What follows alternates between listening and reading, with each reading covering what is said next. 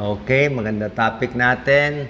9 bad habits na nakakasira sa brain natin, sa utak natin, ha? Dati gusto ko maging neurologist kasi napakaganda ng utak, brain, pero cardio na lang na aral ko. So, brain, ano mga nakakasira sa utak? Baka meron dito, hindi nyo pa alam.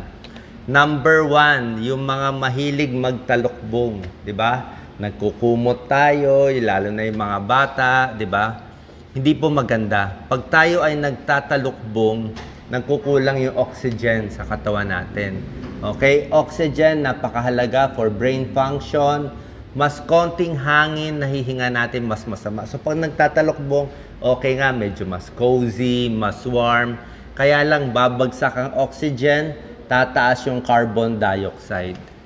Okay? So, hindi po maganda. Bad habit po yan, ha? Masira yung brain natin. Number 2, kulang sa tulog. Okay?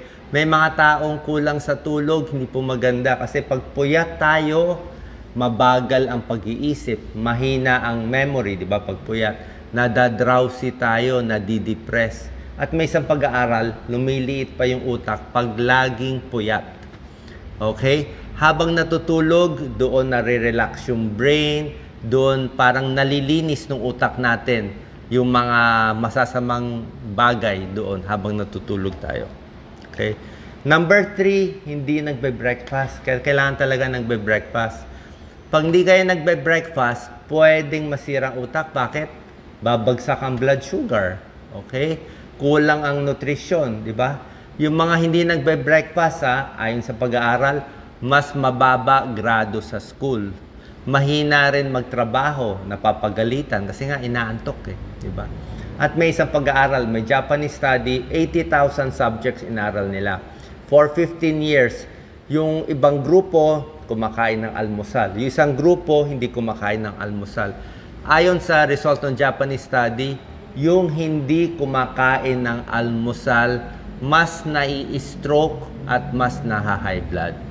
Okay? Breakfast, very important para may energy tayo. Number 4, multitasking. Merong iba sa atin, mahilig mag-multitask. Alam niyo multitask? Yung sabay-sabay ang ginagawa. May kausap, nag-aaral, nagmi-music, nag-chat-chat. Hindi po maganda yung maraming sabay-sabay. Okay? May negative effect yon sa productivity kasi yung utak natin, hindi siya talaga sanay yung sabay-sabay Mas gusto ng utak natin, isang bagay lang muna gawin nyo, focus, tapos mamaya yung susunod, tapos yung susunod. Katulad dito, pinagsabay-sabay niya, telepono, cellphone. Pag sabay-sabay, mas hindi ka matututo, mas hindi mo maintindihan, at mas may stress ka. More stress hormones, more cortisol, mental fog, mas malabo isip at scrambled thinking. Kasi nga sinasabay-sabay mo. Lalo na yung mga kabataan. Mga kabataan ngayon, di ba, gusto multitask online. Ako, ayoko talaga.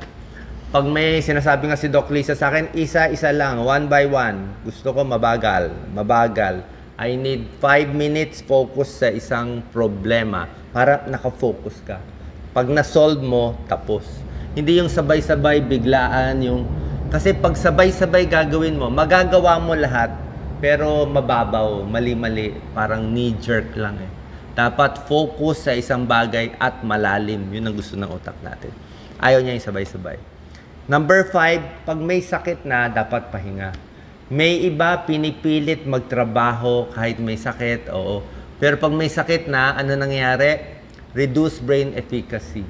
Mabagal na mag-isip, less alert pag may sakit. Siyempre, may kalaban na infection More negatibo ang mood, mas nadidepress, mas mabagal ang isip. Pag may sakit na, poor learning, poor recall of information, dapat pahinga muna. Pag gumaling na, tsaka na mag full time sa trabaho. Number 6, bad habit, mahilig sa sugar. Okay? Yung mahilig sa sugar, syempre hindi healthy ang sugar. So, pangit ang nutrisyon, di ba? Pag pangit ang nutrisyon sa utak, hindi rin maganda sa brain growth and development. At pag maraming sugar, more type 2 diabetes, more obesity, more heart disease. So, hindi po maganda. Number 7, simple lang. Kulang sa tubig. Okay? Pag tayo ay dehydrated, na initan, napagod, na dehydrate, hindi na tayo makakaisip eh. Basta na dehydrate ang tao, ayan na effect of dehydration immediately. Hindi makaka-test, hindi makaka-aral, hindi makaka-decide, hindi makaka-problem solving, coordination, attention. Kailangan kompleto sa tubig. Kasi katawan natin, di ba? Pati utak natin 70 to 80% water yan.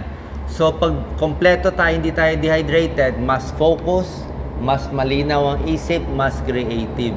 Kailangan kasi natin yung fluid Ang utak maraming fluid yan para madala yung mga nutrients, maalis yung mga toxin. Parang kidney yan Kailangan maraming tubig. Mga may migraine, masakit ang ulo, tubig din naman ang solution di ba? Nai-stress, tubig din So drink water, baka tubig lang kailangan mo, kaya hindi makaisip ng maayos. Number 8, kailangan mag-exercise. Bad habit, not exercising. Pag hindi kayo makaaral, let's say, nag-exam kayo, o meron kayong project, hindi na kayo makaisip, meron kayong creative project, maglakad-lakad. Minsan, mas maganda maglakad sa mga maraming puno, maraming halaman, maraming oxygen. Kailangan mo maraming oxygen. Kasi pag naglalakad, increase heart rate, maganda circulation sa puso, maganda circulation sa kidney, maganda circulation sa utak. Yung isang sikat na poet, Robert Frost, yung napakagaling na poet, sobrang sikat yan. Paano siya nagsusulat? Everyday naglalakad siya 1 to 2 hours sa woods. Napakagaling. Doon niya nakukuha yung inspiration niya. Circulation, very important. Exercise, bawas stress, more mobility, more stretching, nakakabata ang exercise. Release endorphins, happy hormones, at nagpapalakas ng puso, baga, at utak. Number 9, tigil alak, tsaka sigarilyo. Common sense naman, di ba? Pag nalasing ka, ano problema, di ba? Pag nalasing ka, yung utak ang may diferensya. Wala kang balance, utak yun Nabubulol. Para ka nang na-stroke, di ba? Pag nalasing, bulol, hindi makalakad, bigla na lang babagsak. Kasi nga, nabababad ng alcohol yung utak natin. Ulitin ko, yung alak, nabababad yung utak natin. Kaya tayong nalalasing. Di ba? Kaya iwas na lang. Kasi oras na tumama yan sa utak, masama. Lalo na kung yung liver mo may konti ng diferensya, hindi na niya ma-filter, ma-metabolize yung alak, hindi ka pa kumain ng pulutan, napakabilis pa yung pag-inom ng alak, malalasing talaga. Smoking, ang daming problem, di ba? Brain, cell membrane, ano nasisira? Balance, coordination, motor skills, pag naninigarilyo.